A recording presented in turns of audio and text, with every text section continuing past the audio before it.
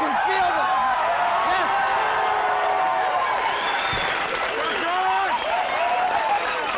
Boy, I don't know. I'm just going to take a wild guess here.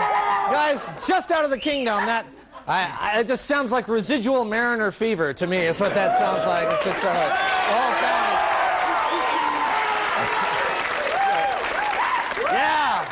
Whole town is just jazzed up, you know. Last week at this time, the Mariners, they were #1. This week, well, a few problems tonight. However, they have clinched the division. They've got a tie here. They've clinched that. So they had a few problems, but at least they've clinched the division tie, and that particularly is good news for Tonya Harding because it means that there can now be ice skating in hell. It's basically what's happening. It's frozen over.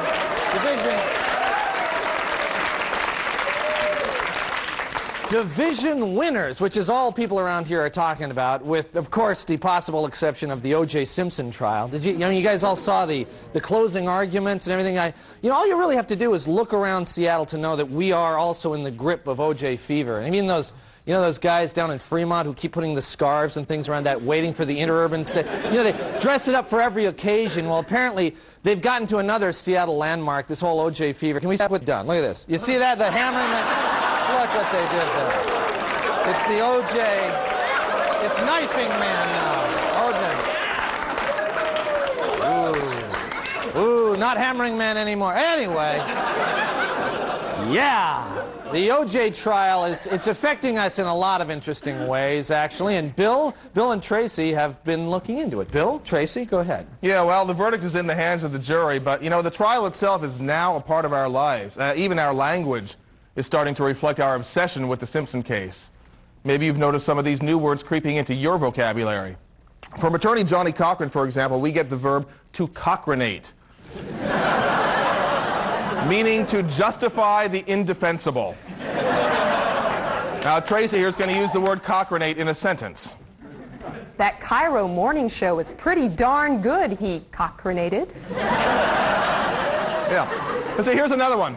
From Detective Mark Fuhrman, we get the adjective Fuhrmanoid, meaning disgusting or nauseating, as in...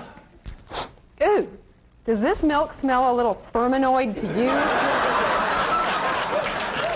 Now, needless to say, Kato Kaelin has proved to be a rich source of new words. For example, to Kaelinate, a verb describing a form of work avoidance wherein a person lives in another person's place for free. As in... Hey, man, can I Kaelinate at your place for a few days? Incidentally, to remain in a mainly dormant state, lying around in a guest bungalow, is to be catatonic.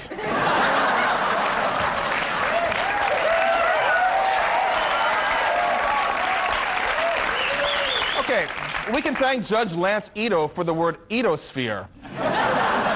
A noun meaning that mental space where time seems to drag on interminably. As in... Every time KCTS begins one of their pledge breaks, I go into the etosphere. A very useful word comes to us from O.J.'s personal vehicle. To bronchostinate means to take your time driving home. As in... Knowing my uncle would still be at the house Kaelinating, I bronchostinated. And finally, from defense attorney F. Lee Bailey, we get the word Baileyation, meaning the act of puffing yourself up to appear more important than you really are. As in... Look at that lizard's Baileyation, Jimmy. He's trying to attract a mate. So you see, even though O.J. may be a murderer, he is a murderer who has greatly enriched our language. John?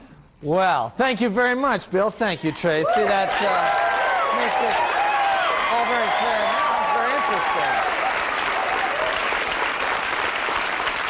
Well, along with the end of the trial, it is the end of the summer. It's officially over, and that also means it's the end of the garage sale season. Now, we went to a lot of them over the summer, and we noticed that a lot of people around here are making some basic mistakes, and that's why we put together this helpful video. Take a look, won't you?